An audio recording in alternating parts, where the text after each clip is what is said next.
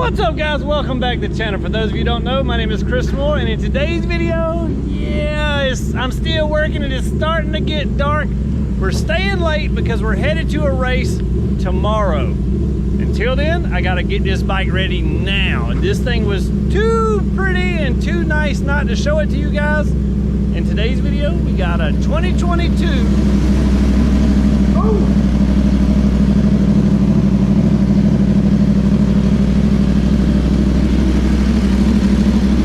Yeah, that's right, you guys see it. 60th anniversary 2022 R1. This thing is super sweet. Let's get it ECU Flashed, unrestricted, and making some power. Coming up next.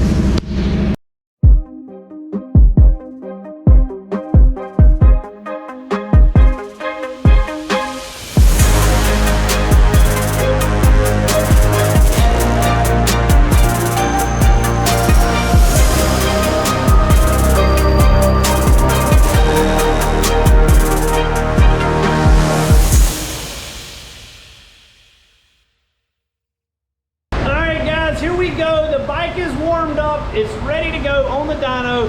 The ECU is still in stock configuration with all the restrictions. What do you think this bike is gonna make? Comment, let me know. Tell me guess one, and then tell me guess two. Go ahead, I'll pause for a second. Anyways, we need to know a before and after. Guess one is what it makes in the beginning. Guess two is what it makes after. So it has a Two Brothers 3/4 exhaust system and an aftermarket air filter. I'm gonna say it makes 159 stock and 176 finish. Let's see how close or lucky I get. I don't know, we'll see. This thing sounds incredible.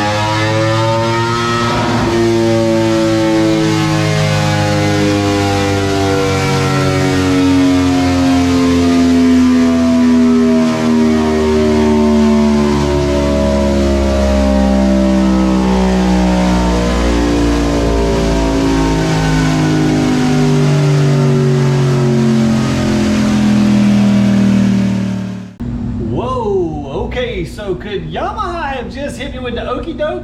I don't know, because this R1 60th anniversary, maybe they gave us a little something extra.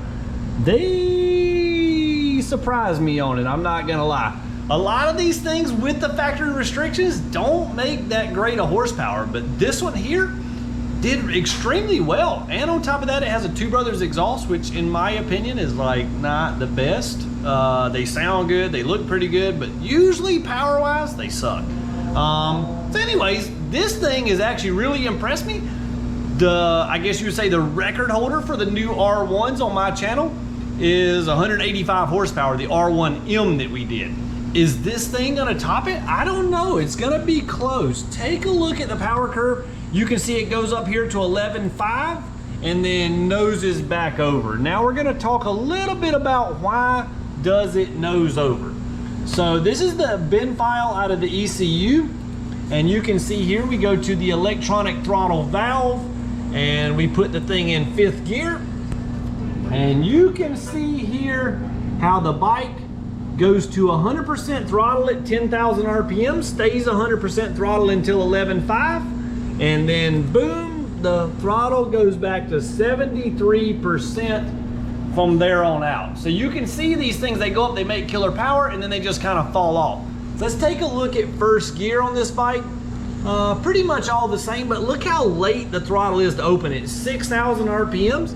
is still at 67% throttle. So when you whack into this thing, you're not getting all the power that you should be getting. Anyways, another thing on top of that, the fueling is all messed up on these bikes from the factory because they have to run super lean to pass all the codes and emissions and all that stuff. Well, when you put an aftermarket exhaust system on it, the thing runs even leaner, and that's what gets you the herky-jerky throttle. When you let off the throttle, the thing nosedives. When you go back to the throttle, it kicks in. We're gonna correct all that stuff. We're gonna fix everything in that. We're gonna go into our advanced settings. We're gonna lower our fan temperatures down. We're gonna disable our top speed limiter. We're gonna disable the exhaust valve, so we don't need a servo buddy. We're gonna disable the stock O2 sensors, get rid of them. And then we're gonna disable the D-cell fuel cut. So when you let off the throttle, the injectors will keep spraying just a little bit. And that way when you go to resume throttle, it's already got the fuel there and ready, and nice, smooth, easy transition. So you're gonna see us tighten up the air-fuel ratio. We're gonna gain power top and bottom, as well as correct this air-fuel curve that's so wavy from the factory. Here we go, the ECU is flashed unrestricted, and I have done one pull to get a little bit of a correction on the air-fuel ratio. We should be pretty close. Let's see what our horsepower looks like now.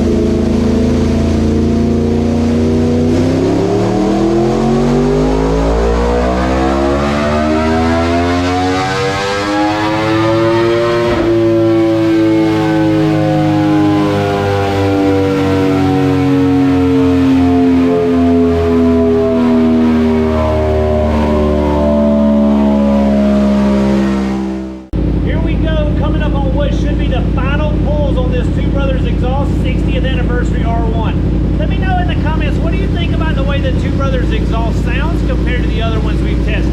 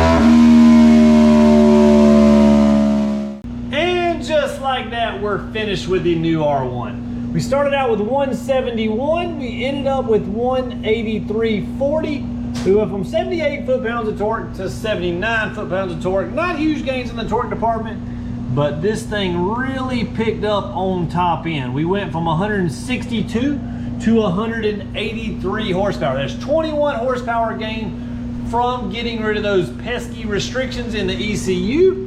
And you can see we also gained pretty good power down low. It's 6,500 RPMs. We picked up 5 horsepower there. Then at 10,000, we got 6 horsepower. So overall, throughout the whole curve, bits and pieces, we gained horsepower every single place up the ladder. Overall, super impressed with this thing. Like I said, I think if this thing had an Akrapovic or Graves exhaust system, you would see 185 horsepower out of this bike, just like we got with that other R1M. Overall, this thing is super impressive. I've dynoed a lot of R1s, a lot of brand new ones. A lot of them only make around 178. So for this one here, they're doing something a little special to get an extra 5 horsepower out of them. What do you think about the way this thing looks? Oh, and check this out. How about this for having bad luck? The guy on his way here hauling the bike. The bike has 400 miles on it. This puppy is brand spanking new.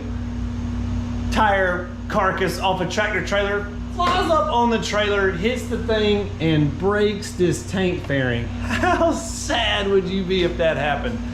I felt so bad for him because literally he hauled it here and said it happened on the way here. That's gonna do it for today's video. If you enjoyed the content, be sure to subscribe to the channel. We're so close to 100,000 subscribers. Yeah, that's right, guys. We're at 96,000. Hopefully we're gonna be at 100,000 here in just a little bit more time. Can we get it in the next couple weeks? Cross your fingers, help me out, click the button. Be sure to subscribe to the channel, please.